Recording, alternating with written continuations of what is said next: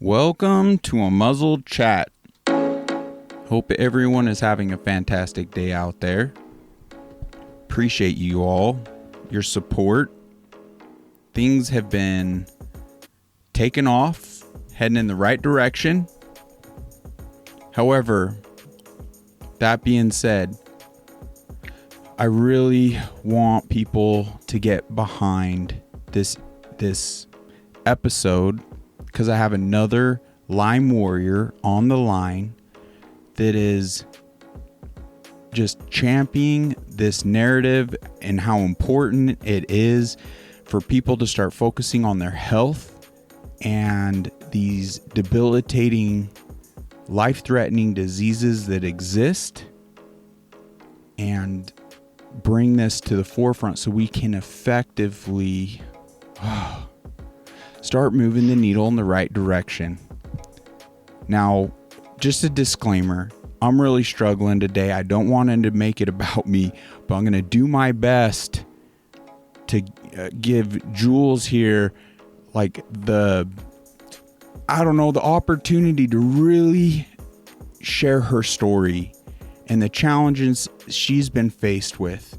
Because Jules herself has told me that the whole intent behind this is if she can improve anyone's walk on with similar challenges and improve it to any degree, that's what she's looking to do. So with that being said, Jules, I want to thank you from the bottom of my heart for being vulnerable, taking the time with, on behalf of others and with me today, being on the podcast. So welcome. How are you doing? Thanks. I'm happy to be here. So it's been quite the battle. You've been struggling with Lyme disease for some time now. Is that right? Yes, and I just recently, in the past 4 years, had IV antibiotic treatment and more. Wow. Well, are you happy to report that you've had some levels of breakthrough? Yeah, how I honestly feel, I feel like I have most of my brain back almost, and that's from years and years and years of not having access to all of it. So I'm the best I probably can be, having really had Lyme since I was very young, and I'm in my 40s. Wow. So already it's like I feel like we've walked in the same shoes. Might have taken different paths, but similar walk. So as far as you know, this may be something. Do you suppose you may have been born with it, or? Yeah, according to the CD57, it's like each decade you're under 60, or each amount of 10 you're under 60 shows how many decades you've lived with it. Well, my CD57 was an 18 when I was 31. So how many multiples of 10 under 60? It shows that I had it for basically my life. If that is correct, and I read that's how it's looked at. Oh, wow. Okay. Mm-hmm. And so with that being said, when did it really start impacting you to where you just knew something was wrong that led inevitably, just dive into your story a bit. You can start where you would like. Let's just enlighten some of the folks with what this looks like. What does life look like with this? Mm-hmm. Well, I'm possibly unique because I was born in northern New Jersey, and I was outside my whole childhood. I was a climber, so I climbed trees. I'd be in the grass all day. So this struck me very young. So I don't know something outside of having Lyme that had probably gone to my brain rather quickly into adolescence. I knew things were weird, but I didn't know why. So say I felt kind of off, but I just began getting used to feeling strange or odd or off. And it wasn't completely obvious until I was 25 that something was seriously wrong.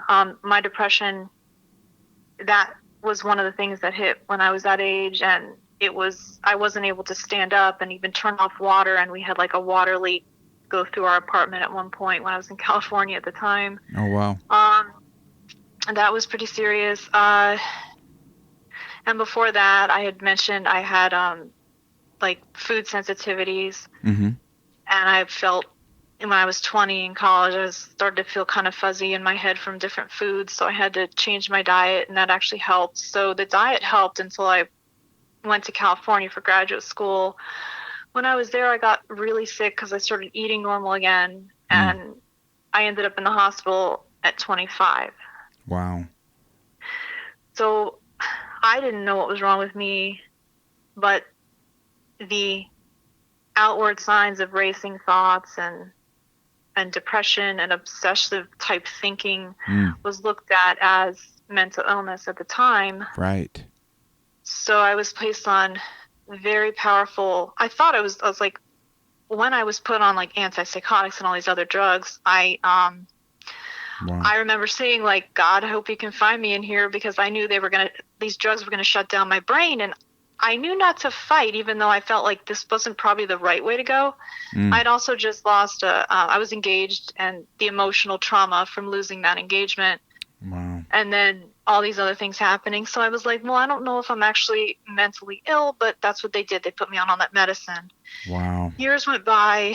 I was severely depressed, but I still did the best I could on the medicine until it just didn't feel like, it felt like something was going on underneath. Yeah. I started having like visions of being like underground with bugs. I mean, this is like weird stuff. And I started feeling like I felt sick, and I had some incontinence, and I was only in my like 20s. I'm like, something's not right. Like I felt like something was wrong. So at 31, the holistic chiropractor told me I had Lyme disease. And I don't know if I'm being sequential enough in my speaking about it. I'm trying to. Well, you seem to be like naturally very intelligent. You were in fact going to school. Weren't you getting a degree or getting educated in the health field? Yeah, so I went to University of Florida. My degree was microbiology, cell science. I wanted to do pre-med. I was in the fraternity. I got like honors and all that. And then I ended up getting a little disillusioned and bored with science towards the end, so I switched my major the last 2 years, I guess you could say, about to psychology. Wow. So I did do that. And later I went back to school when I was still sick for how do you say that? Medical laboratory technology. It was an associate's degree. Wow. So it's wild, as we know now, we really didn't know before. And that's where I just want listeners to question themselves. Why is it you're not familiar with a disease that is insanely debilitating, insanely life-threatening, and insanely like epidemic levels? Truly. You're right. And the oddest thing was I kept on looking for new doctors. And one psychiatrist, she was holistic, said, have you been checked for Lyme disease? And that was a time I didn't even know what it was. Right. And I was in my 20s, 30s, and I grew up in northern New Jersey, had no idea what Lyme disease was. And I'm trying to figure out what's going on with me. So that was really strange. But the bad thing about it is she's a psychiatrist at Chapel Hill. That's in North Carolina. I went to go see her because she was holistic, and I wanted to hopefully go in a different direction. She never ended up testing me for Lyme. So she's the one that kept asking. And and so that angers me to this day. Like, why? Like, she just did more like strange things, like calling in the angels to clear my energy field, but that wasn't testing me for Lyme. So that was odd. Yeah. Anyway, not that that's not helpful sometimes. It's just, that was. Well, it's wild, because already what I feel you've touched on is that like you're bringing more credibility to something that's known within the Lyme community as to Lyme disease being the chameleon. You know, it's off. Great imitator. Right, the great imitator. So it's like naturally, like, okay, it's impacting, it's causing inflammation, neurological dysfunction, depression, all these things where Western medicine has indoctrinated doctors essentially. It's all corrupt. It's business first, dollars first, not your health and well-being. Like, and it's sad because a lot of these individuals, just like our servicemen, have their hearts in the right places, but they're fighting like this uphill battle of true misinformation and not getting to the root of the issue. So it's we, the people that end up in the clients or whatnot, suffering and getting misdiagnosed. Like misdiagnosis after misdiagnosis seems to be the path. So we really need to kind of restructure things. So that's the call to action for all the listeners, truly, because it's bigger than just Lyme disease. And we'll connect the dots on biowarfare even with this, but it's bigger than all this. We need to ensure that medicine stays in practice, that we're not just enslaving ourselves to kind of an industrial medical complex, that it's all about the Benjamins and profits than getting to the root of the issues and health and wellness above all. So I digress. Let's dive more into your walk. So obviously you got put through the ringer. They clearly started identifying, oh, okay, well, they started misdiagnosing as mental. Now, sure, like, I had depression, yeah, sure, that this disease will create, like, I guess if you want to sum it up under these, because I was there many times through my walk where I mentally in ways was unstable, but it wasn't looked at, like, I was never looked at like, well, like I was the problem, but they never looked into like what was causing this issue. Like, you know, and that's just where SSRIs and all these other things came into play, and it wasn't moving the needle in the right direction. So it starts hitting you at some point, like, this is not a long-term solution. Like, you started seeing clearly and it led to a positive Lyme diagnosis finally. So you were suffering for years, you got misled for years. But even though I had a positive Lyme diagnosis, no one, either they didn't believe me, they wouldn't listen. I mean, and having like a mental health history in your notes, and then you're like, wait, I have Lyme disease. I had to go to multiple more doctors over and over to continuously be like, look, I need to get treated. And then, I mean, it was one doctor after another. I went so many times, and then finally, I don't know, it was like when I was I didn't know I was going to make it anymore. I didn't know if I was going to live or not. So all I had to do was just keep on going. I found one doctor in the state of Florida, an infectious disease doctor, that was willing to let me come to her clinic. I don't think I would have made it had I not. So it's kind of shocking to me.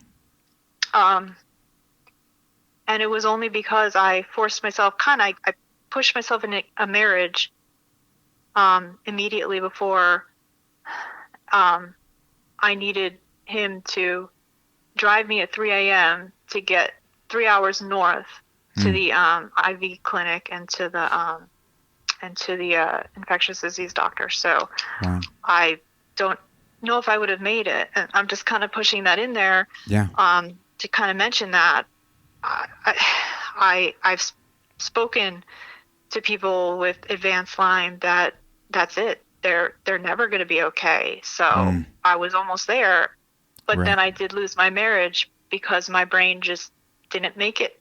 I couldn't contain a marriage and also try to recover from 40 years of having Lyme disease.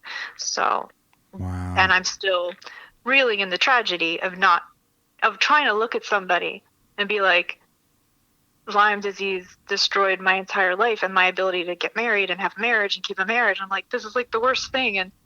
And I'm in that still. Like I'm still like, no one understands. Like you have no one to blame, and like besides for a disease that people want to turn away from when it gets too hard. That's been the worst part of this. It's like, Right. if it's not too hard, then it's okay. Like, people can be like, oh yeah, you have Lyme, whatever. But when it gets really serious, and I had rage and I couldn't control myself, I was just like screaming and doing things I shouldn't have. I couldn't control my brain with the inflammation and the treatments. And it's just, it's not even funny. And then to be denied, everybody denies me that I've had to suffer like this. It's hard to keep going even after I've had treatment. Right. So that's kind of like, it's really bad. So that is so heartbreaking, as though this uphill battle wasn't hard enough. It's like walking in this life is challenging in and of itself. And then you add something like this to the mix, and especially without it's so beyond. Like I can't even articulate words well enough to really instill like what you have had to battle and champion the narrative. Like, no, look, like because now people are looking at you like, hey, like in this weird way, right? And it's just like, instead of having the proper grace is in understanding that there is something wreaking havoc inside your body, causing inflammation, stealing your dopamine, your serotonin, your cortisol, literally passing the blood-brain barrier, creating like fatigue and fog and just all these issues, and we become the problem. As in we're weak. Well, I'm telling you right now, what you're speaking is lighting a fire under me, because I hear you. I can relate to you. I get where you're coming from, and there's so many that do. And for those that just want to roll their eyes to like I want to shake you. I literally, because I'm telling you, I've been at that flare up, like Lyme is critical mass, and it's insane that I even made it through that. But having even the slightest breath of fresh air, with some nutritional balances, with some basic cleansing, with some basic, drugs that are addressing the Lyme and co-infections within my body, is giving me just a brief, like fresh air. And I see what you're saying. And I can see that, like, oh my goodness, like, no, there's nothing made up here. There's nothing like it's sickness. It's ill. You would never point and go for it. It was torture, because here I am finally getting these IV antibiotics to cross the blood-brain barrier into my brain, and I was denied pain medicine. I just gotten married, so obviously not having pain medicine and having this just horrible pain and the brain inflammation, so it's pressing on my skull. I mean, my brain cannot process emotions normally. It couldn't do anything. And that's why I was going into rage, and I would go to the emergency rooms and tell them I was going through Lyme treatment. They could see the PICC line at one point. They didn't care. They said, we don't care. We don't do Lyme here. It's Florida or whatever. And so my husband at the time yelled at the doctor, and he actually got escorted by security out of the emergency room. So none of this was a joke. And it's like, I can't, and it just, And then finally, my own husband had to turn away from me because he couldn't stand the pain I was in. So my goodness. It's a very serious illness, and I don't know if people understand, though, the seriousness. Could you imagine how detrimental and negative it would be? I love analogies, because it's like, if you can't effectively articulate, maybe this analogy will stick with people. It's like, think of it like this, where could you imagine how detrimental it would be for cancer patients if we chalked that up as mental, if they didn't get their support, if it wasn't financially recognized by insurance? And this in 30, 40 years ago, like 30 years ago, roughly, it kind of was that.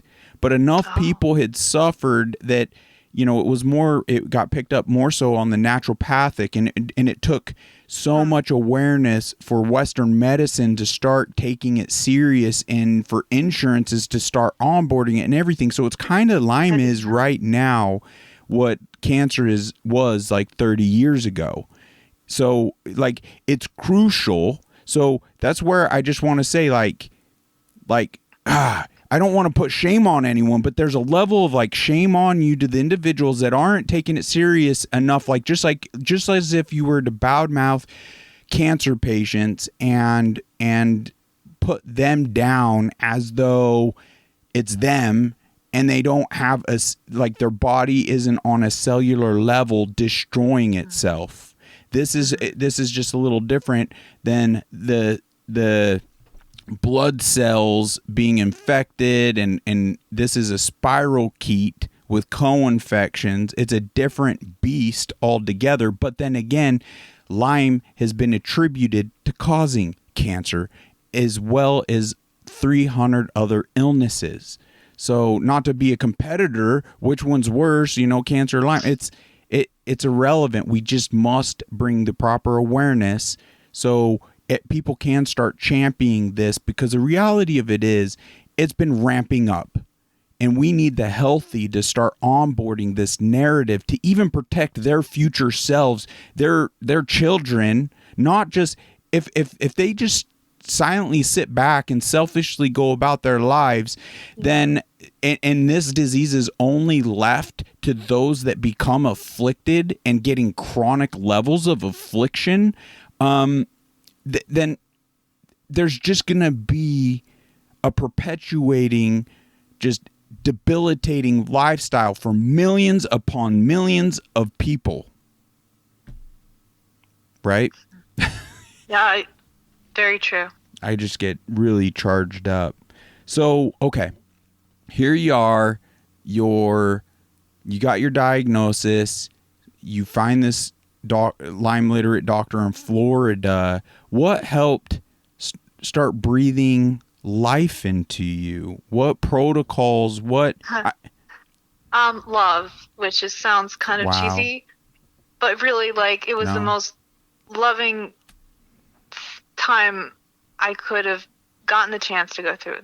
So my husband was at the time just completely, he'd set the alarm for 3 a.m. He'd wake me up. Wow. If I was throwing up on the side of the bed, he'd bring me things to throw up. Like, he just, he got me to the hospital. He was there every time I went to go get my IV infusions. I didn't know what a PICC line was, and I thought I was going to pass out. And it was also the nurses and the doctors that were there that were really caring and calmed me down and kept me going, because I threw myself on the bathroom floor. I did not want to do any of it. I've never done that in my whole life, except the fear that came over me before the treatment was pretty bad. But yeah, my husband got me through. And then also because there's parts of my brain, the speech part, the communication part had never been used very well because of various traumas in my life, plus not having probably use of full speech, because it's brain the area function that it affects. Right. So it was my husband, because he was a former lawyer, so he was a politician, so he was able to get me talking and get me speaking and communicating while I was going through, and keeping me calm while I was going through the 3 years of PICC lines and IV infusions. And so it was like a blessing for a long time, and it was definitely more than just medicine, prayer, I guess, too. Right. And then my doctor she was unique. She never asked me how I was feeling or made me take all the Lyme tests, because they never usually are very accurate. She's just like, I'm writing you another PICC line, go get it. I'm writing you another PICC line, go get it. Go get more of the... She just pushed all of the stuff on me as long as I could take it. Wow. Did they end up doing enough labs to start identifying co-infections and things of that nature with you? Yeah, I mean, they identified the Lyme, And as far as co-infections, I had there was a Lyme psychiatrist who lives in Naples here in Florida. He used to live in Pennsylvania and work with children. So at one point, he now almost is totally herbal, but very advanced herbal. So I spent $700 and it was a phone call. And he said, well, how are you feeling? What's going on? And he talked to me for like a long time, told me all these herbal things to take. And he says, you have Bartonella, Babesia, and Lyme. And that's what his research showed, because I had some strange co-infections, but like, I had Epstein-Barr, but it was IgG.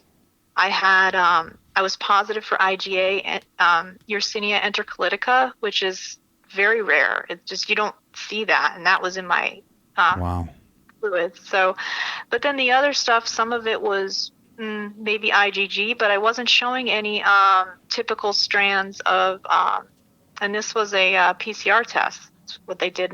It didn't find anything too, like, I was diagnosed with Bartonella babesia. I took the antibiotics for those, but they didn't see it in my lab results. Wow. If that makes any sense. Yeah. Yeah. Gosh, it's such a roller coaster. It just needs to be streamlined because it is a roller coaster. Yeah. Like, thank you for helping me pull out of my own fog, because you fired me up in a way where I can't sit here and play my violin. Even though I had a needle in my arm today for 4 hours, did a freaking infused, ozone infused sauna, sweated my butt off. Like the battle is real.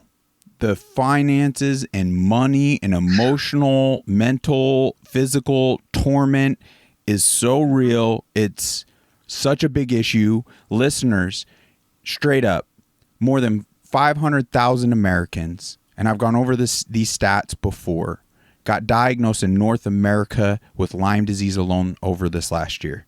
500,000. We met Jules on a Facebook group that has 50,000 people fighting Lyme disease. Like 50,000. That's even a more tangible number. It's no joke. It's serious. In the short time I've even joined that group, I've had 4 individuals essentially admit to me where they just want to throw in the towel. They're done. And it's been fueling me that much more because it's beyond whether they know what they're dealing with. And it's not that, it doesn't help that others aren't onboarding and championing this, but they get sick and tired of the fight because they're putting all this money, effort, time, and they're just not having these breakthroughs. We must champion this so we can up the testing, the diagnosing, the treatment protocols, the insurance coverages, and the fact of the matter is, if you yourself think you're going to go through this life unscathed, it's millions. Right. You are more threatened than ever. It's not just ticks spreading this. They found particles of this spirochete in air samples, water samples. They found it in mosquitoes have been able to transfer this, and other biting insects. So no one's immune to this. And the fact I went over 30 years of my life being misdiagnosed and this being undiagnosed. It had to go chronic. So now I'm fighting for my life when I get my positive diagnosis. We should up the testing to where it's not a big deal. Maybe it's even an annual thing where people could have it looked at, because why wait till it's chronic? If we can identify this dang spirochete within your system and you can knock it out now and never skip a beat with your life being turned upside down, if you're a fitness guru and you have to end up in a wheelchair, whether you're a brainiac and you end up sipping on a straw in a mental institution.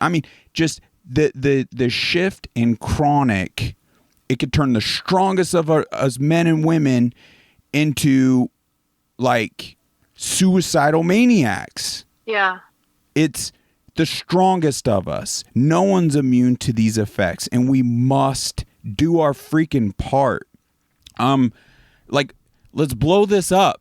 What are people afraid of? What is conspiratorial about that? There's nothing. Like, get this episode, copy it, post it in all your socials. Have you heard about Lyme disease? Send it to your family members.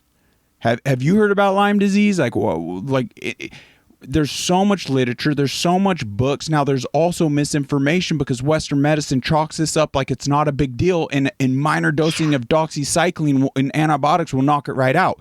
Now, that is only true if someone just got bit and it's only going through their blood systems. Antibiotics will knock it right out. So I have something to say about that too. Okay, yeah, let's hear it. Okay, so say our Western medicine, we're like, okay, you just get bit by, a tick. Okay, you may have Lyme disease. Let's give you doxycycline.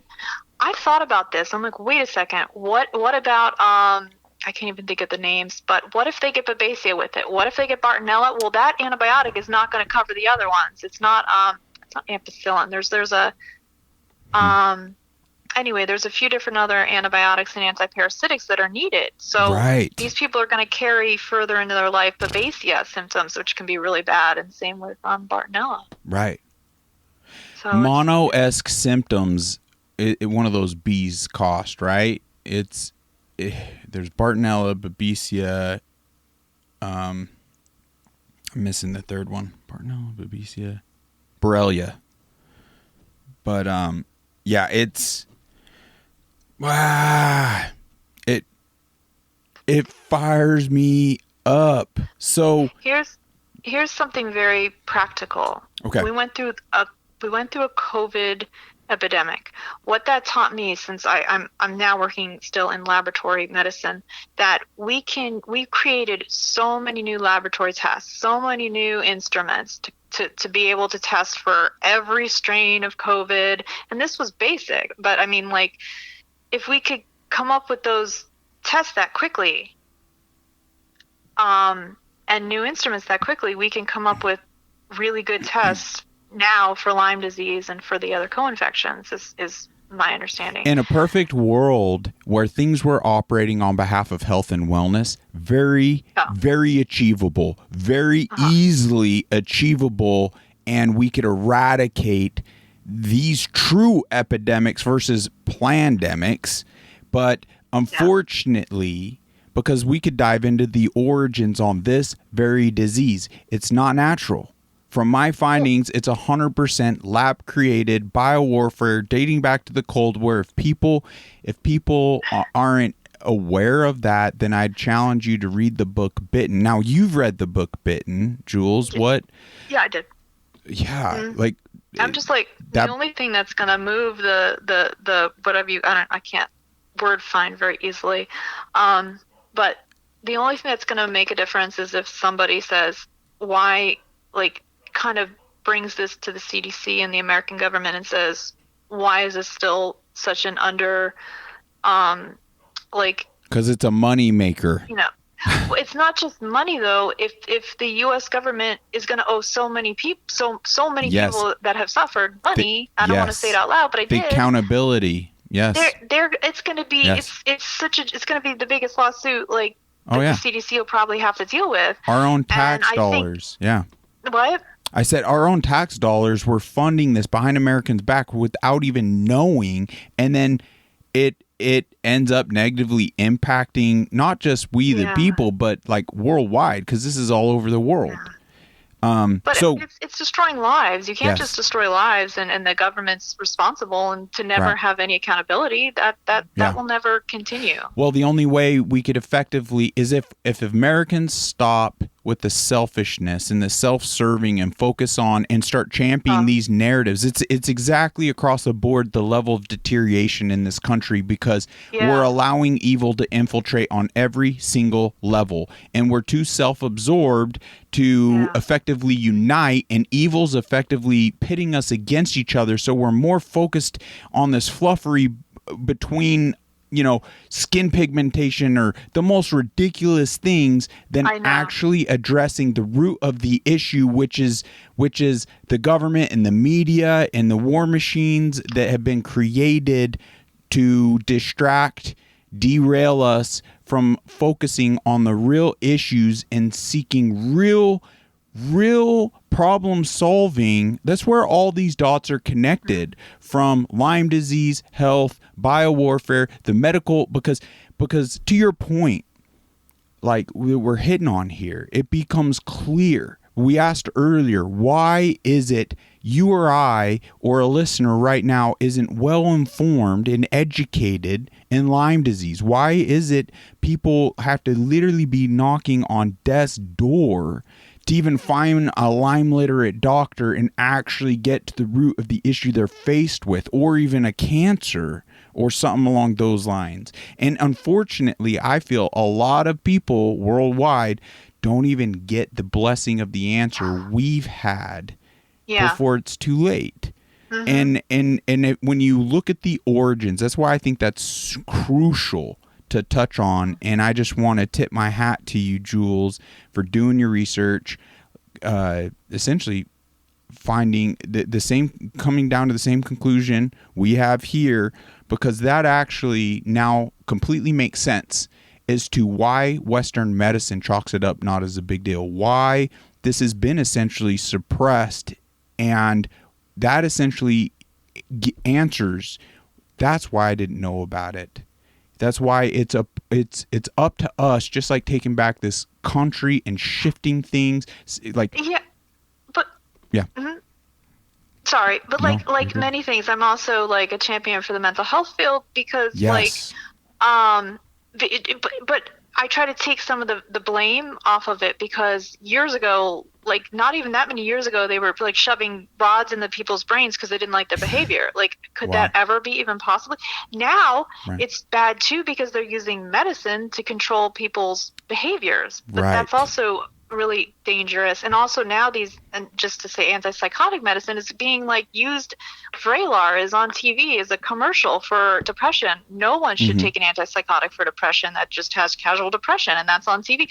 So these fields, like, so I could say, like, okay, the mental health field needs to be pushed ahead. It has a lot of work to be done in that field to go in the right direction. But there's really no excuse for Lyme. This has been around for a while. People know about it. It's a medical thing, and it's a disease, and it's causing a lot of suffering, and we know about it, and we should be further ahead. I think this is like a whole different situation. It's like this should be further ahead than it is.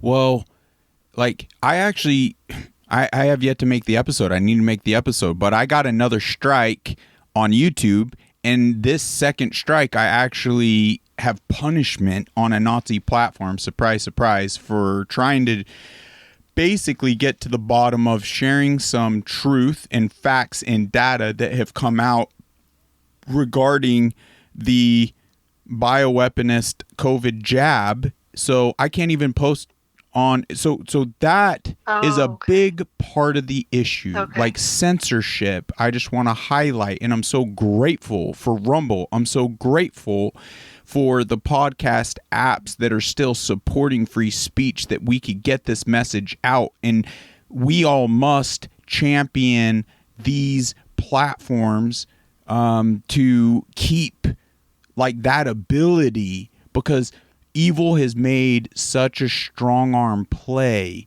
under the guise of misinformation, creating false narratives that in fact are against the best interest of us and health.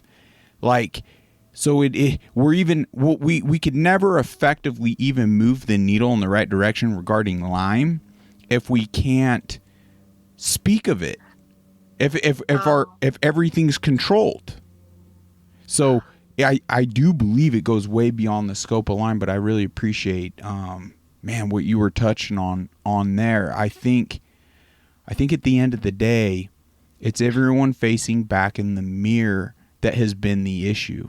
We've been too comfortable, too complacent, too blindly entrusting, and it's really been used against us to this point. And I just would love for people to start tuning in, doing their research, realizing how big of a threat, so we can be the checks and balance and ensure the proper momentum, the proper awareness, so we inevitably start beating back all the illness and all the people downright suffering from this. So what protocol, Jules, do you attribute, like what medicines, what treatment, what do you attribute specifically to? I know you said love, but I'll tell you the specific. Okay. So the supplement Cat's Claw. Cat's Claw. That was number one. I used that to keep everything as long as I could under control until I was able to find more help, until I even know I needed more help. So then after that, I did the IV antibiotics, and what I had was daptomycin and rocephin. Those were the two in combination. We did that for almost 6 PICC lines, almost 3 years. And that was in combination with another antiparasitic called Tindamax or Tinidazole. It's a form of Flagyl, but it's a different generation of it. And we used that. And then also my infectious disease doctor on occasion did give me Keflex to see if that helped as well. That was oral. But it was mainly the combination of IV rocephin and daptomycin, which is called rocephin and cubicin as well. Wow, even a lot of that had gone right over my head. I'm literally going to have to play that back with a pen in hand. I mean, I was making some notes as we speak. I mean, there's just so many layers to it. We must refine this process to where, because you even admitted to me, like you ended up having to basically educate yourself in a lot of ways to I had to learn supplements, I had to learn vitamins, I had to learn herbs, starting early in my life. It just kind of ended up that way. Then I had to learn what medications were. Then I had to learn about Lyme disease, about late stage Lyme disease, early Lyme disease. I spent so long learning about all the oral medications that I before I even got IV, I had to go through and I read all these articles on which IV combinations work, which I really had to have a sense of it because I had to know I could trust the doctor I was going to. Right. Wow, so that's a good point. Yeah. Well, it's a wonder reflecting back on how foggy, how debilitated, and like in those moments that we even made it to this point. Like we need to. I was so lucky. Isn't it wild?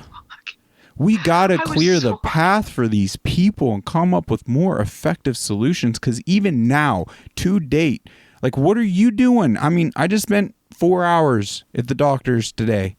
We already covered that. Like, what are you doing now to maintain and continue? So much. You would be like, all I have time to do is I have to wake up at a special time, so I know I'm not feeling bad from the night before, so I could get to work. And then actually I work all day as a microbiologist. And after that, I can't just come home. I have to stop and I have to take a long walk where I actually sweat, and I have to walk for a certain amount of time because of the way my body metabolizes everything still. I'm still stuck on lithium, and with the lithium in my body, it's a poison. So it could activate who knows what. So not only did I just get out of years and years of Lyme hell, then I'm like, I got to still deal with all the drugs they put me on when I was 25. So I'm dealing with those poisons. So it's like a nightmare. And then I have to take all the supplements. So I still have a brain after dealing with all the other medicines and all the other problems.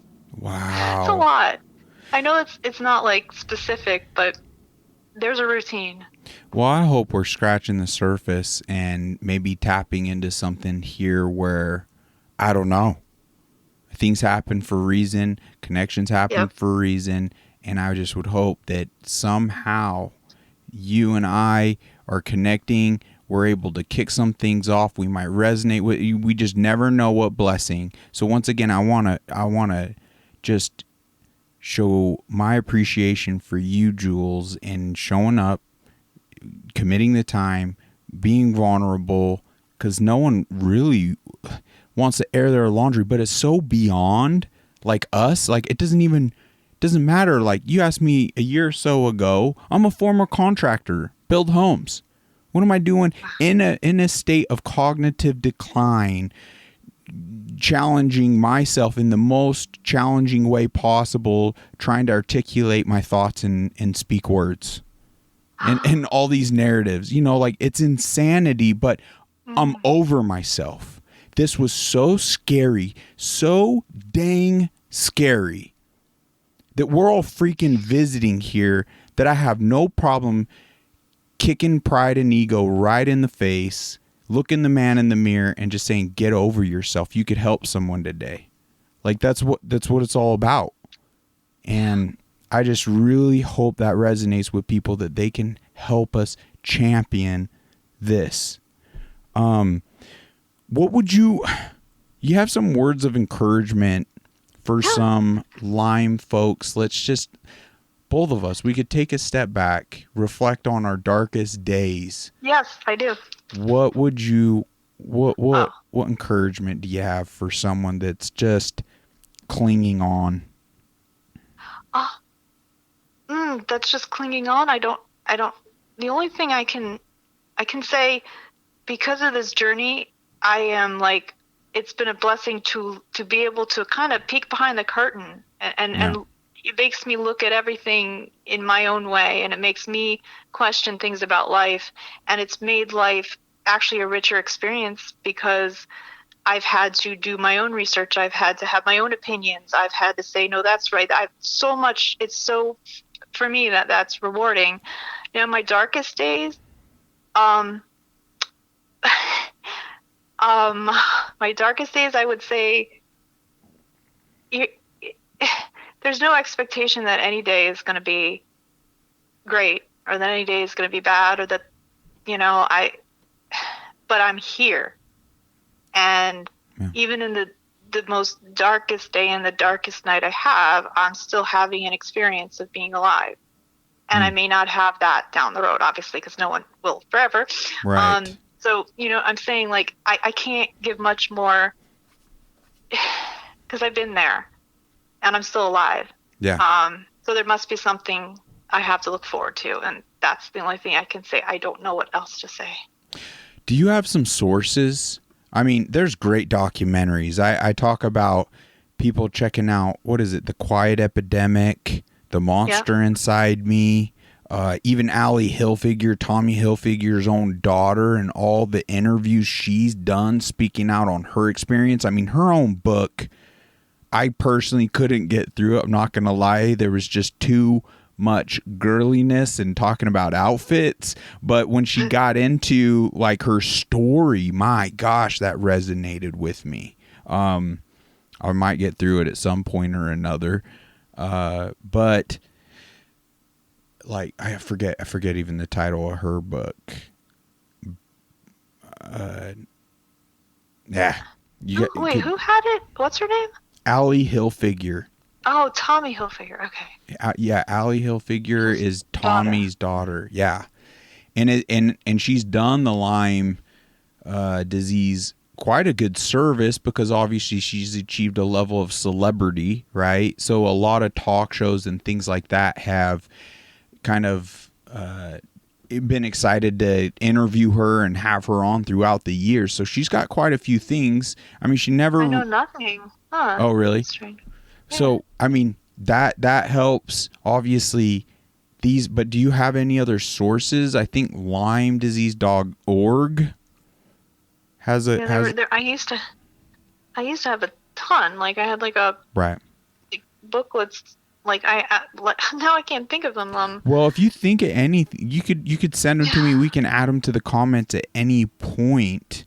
Now, not that I'm like we're done talking. Like, if things come to mind, like, I mean, we could even go there right now. What haven't you shared that you would like people to know, whether from your story, your experience? Yeah, I know. No, but this might scare people, but that's kind of the point of me sharing it. I want to say that, well, okay, I am in laboratory medicine, and I worked in the blood bank. I worked in a trauma one for a while. And the scary thing is Lyme disease and Babesia and Bartonella, they're all the co-infections. They're in our blood supply. So any of our family members could go into the hospital for something routine, need blood, and end up with any type of Lyme and co-infection. And I actually reached out to a congressman to let him know, to scare him, because I was in South Carolina at the time, and I reached out to the office there.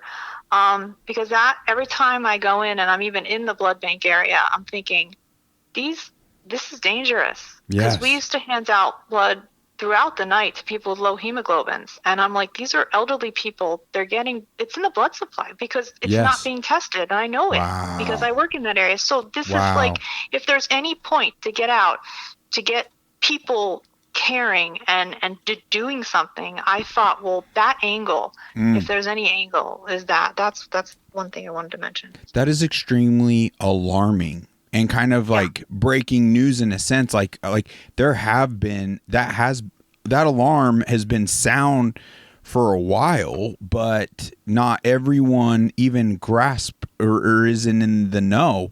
Like the cover image, even to one of the recent episodes here on Unmuzzled Chat, we actually have the American Red Cross Rapid Pass questionnaire where we're highlighting one of the questions. Have you ever had the coronavirus COVID-19 vaccine? ? Yes, no, skip. And down below, it's got a little icon saying, if yes to this question, please call this number, blah, blah, blah, before coming in to donate to determine if this will affect your eligibility. Like, that is insanely alarming. But the reality of even that blood, is it fully marked and labeled? And no. Like, no, because people have had COVID, they're going to go in and, I mean, that's, they're going to go in and get blood. And it's not the same. I don't think it's the same thing. I actually went in to get blood when I was right in the throes of Lyme, had no idea I had Lyme. Right. And by miracle, like they hooked me up. They had the needle in my arm, everything. My blood stopped flowing. It's never done that. Tell me that's not a sign. You know what? Stopped flowing. It wouldn't fill up the bag. Hey, I'll admit, and it pains me to think about, but I've gone in prior to knowing my Lyme, and I'm a rare blood type. I'm like O negative or something like that, and I guess it's one of them desire because it could be used across the board or something like that. But blood banks had been blowing me up. I had to tell them to stop, like leave me alone, because I guess there's a shortage now. Surprise, surprise. But they can always. I successfully went in and throughout many years donated blood for many years. So to this day, who knows how many people have had my infected blood? Like another means, like this gets passed down from parents to children. This obviously through blood, through multiple insects. I mean, legitimately, also from that Lyme group, I have 2 individuals that I'm going to be having on here in the future.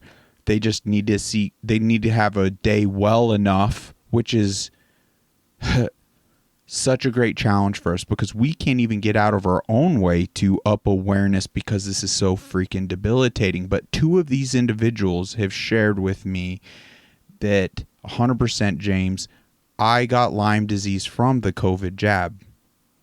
So it's not just blood. Like there's people that, and it could have triggered something within them, but they didn't have issues before, and then now after, and it led to their positive diagnosis now. So in my eyes, it's another form of biowarfare. Why wouldn't they integrate the old with the new? You know? I mean, being in the field that I'm in, I hear a lot, and I've listened, and I have my own instincts on what I think about all of it. And all I know is that there needs to be like proper treatment for Lyme disease, and that's where I'm at with it. I agree. I had another question right there in mind. Okay, so for you, what could we do to help you? Because you're still going through a lot. So at one point you had a GoFundMe. You're not sure if that's still active. It's not active. I know these things shut down after like a month, so it's been over a month. really. Well, if you get anything, structured, we'd love to help you. I'd love to have the listeners champion your fight, support you. Do you have some social medias or anything that if people have questions that they could bring to your attention? I could put together something if you could maybe tell me how.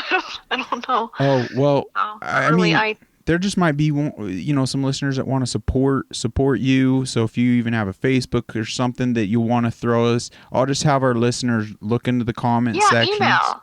Anybody who wants to contact me can contact me through my email. Okay. Yeah, we could add that in there, but because you never know. Like, I just don't think I'm good at like that stuff. So right. If anybody sent me something, I'm not going to usually get to it if it's technical and if it's on, somewhere stuck on like Facebook, or I just sometimes don't ever look at them. So that's my concern. I wouldn't want someone to really think, oh, they can ask me a question and then why doesn't she ever answer? It's because I can't figure out how to use. It's too much stuff on the internet. I know. You're telling me. This has been quite the adventure. I can't wait. I really hope that God blesses this platform with growth to a point we could bring in like technical gurus, because I am done. I am so done with these social medias, but obviously there's a level to the game. Because, I mean, evil's been really effective with the digital space, and it's important that, we use fire with fire and get all this out there, because clearly this can be a very powerful tool for good, and to bring awareness and things like that. So, gosh dang, Jules, I appreciate you taking time once again here today. Do you have any other things to go over at this point? No, I don't. I'm just, it's good to laugh too, and like to have like comedy and stuff in your life. Like that's a big thing. Right. Well, my heart goes out to you. You resonated very profoundly, like with me today, and I know we barely even scratched the surface.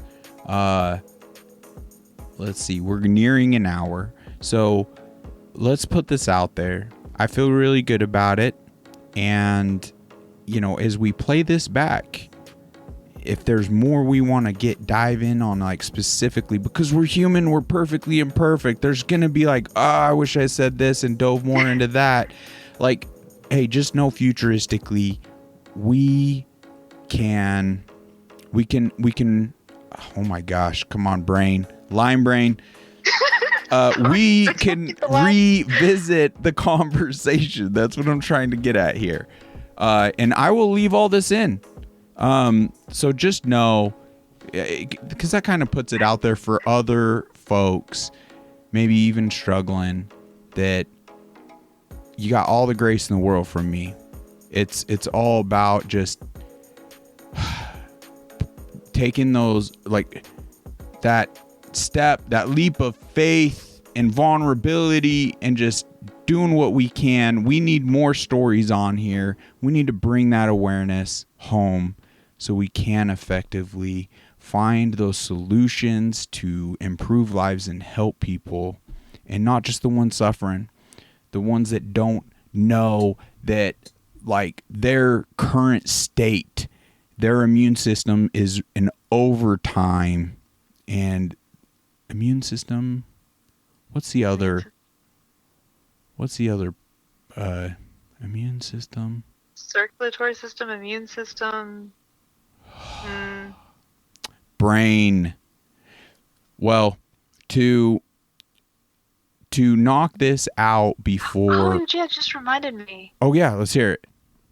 No, I was told to get the immunoplex. It's supposed to lower my immune system from being overactive. That's the last thing I remember somebody mentioning to me to get. Oh, wow. Yeah.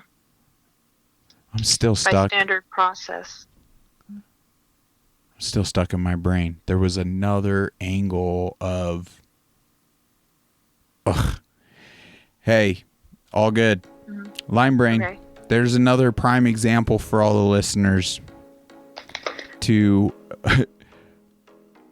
relieve your immune system to achieve that optimal state of being in quality of life. Jules, any last final thoughts?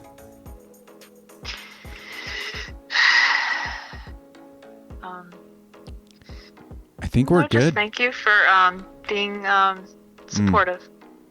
Well, I appreciate you. If you want to hang on the line, I'll do a quick sign off. It'd be nice to chat with you just a bit more. But I want to thank the listeners. Thank you so much for supporting Jules, for getting this message out there to help us champion this horrific disease and help save lives. Thank you from the bottom of my heart. God bless you all. Look forward to chatting soon. Take care.